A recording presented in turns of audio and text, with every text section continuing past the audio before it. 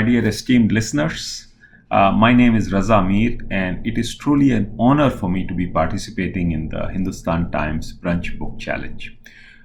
Today, I'm going to read you a short excerpt from my book, Murder at the Mushaira. The setting of this excerpt is a Mushaira that takes place close to the book's climax. Mirza Ghalib needs to recite a verse that contains the word Andalib, meaning songbird, to communicate a secret code to a member of the audience. The audience includes his dear friend and accomplice, Master Ramachandra, and the Mughal Emperor, Bahadur Shah Zafar. So here goes. My dear Lord and Master, Mirza interjected, allow me the honor of reciting first. He preempted the objections of the others. I know it is customary for me to be the last reciter at the Mushaira, especially since Zoq Sahab departed for heaven. But today I was late for the gathering, and my dearly beloved friend has been appointed Sadr-e Mushaira. The honor of closing must remain with Aghajan Esh. Esh looked a little dubious. He was not very sure whether he was being elevated or outfoxed. But before he could decide whether to accept Mirza's offer or to retreat from the pole position with an insincere invocation of selflessness, it was too late. The taper, the Sham-e Mehfil, identifying the reciter, was on its way to Mirza. Everybody settled back in anticipation.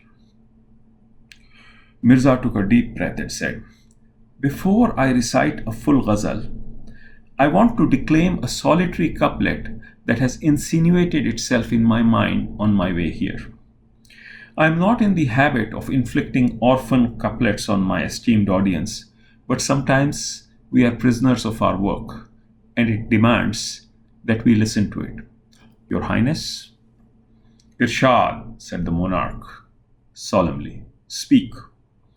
Here it goes, in the name of His Majesty, the Zill-e-Ilahi.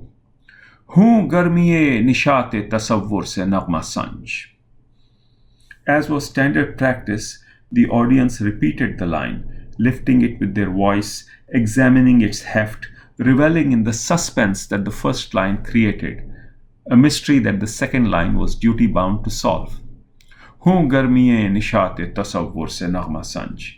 Hoon garmiye nishat-e tasavvur se nagma sanj. Suffused with the warmth of my creative powers, I sing. The line reverberated across the hall. Ramachandra found himself repeating it as well, thoroughly intrigued. Mirza waited that extra half second that was the hallmark of a master, and then delivered the coup de grace.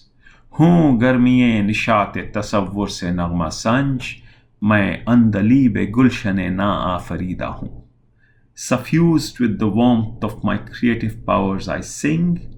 I am the songbird of gardens that await creating.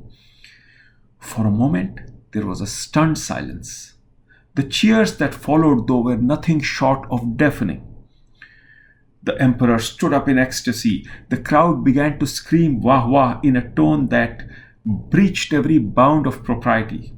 Even Aghajan Esh clutched his chest, as if mortally wounded by Mirza's verse. The code had asked for the word Andalib to be declaimed thrice, but that night Mirza was forced to repeat his verse 18 times. Only a dead man would have missed it, thought Ramachandra. Someone even fainted in the crowd, such was the emotion. Mirza went on to slay the crowd. The Mushaira would continue, but in effect, it had been closed. Ramachandra remembered a verse by Mir Taqi Mir. वो आए बज़्म में इतना तो मीर ने देखा, फिर उसके बाद चिरागों में रोशनी न रही. He arrived at the gathering. That is all Mir remembers, for after that the lamps lost their light. Zindabad, Mirza Sahab, he thought, his eyes tearing. Just when I was bad-mouthing the ghazal, you gave it a new life in my eyes.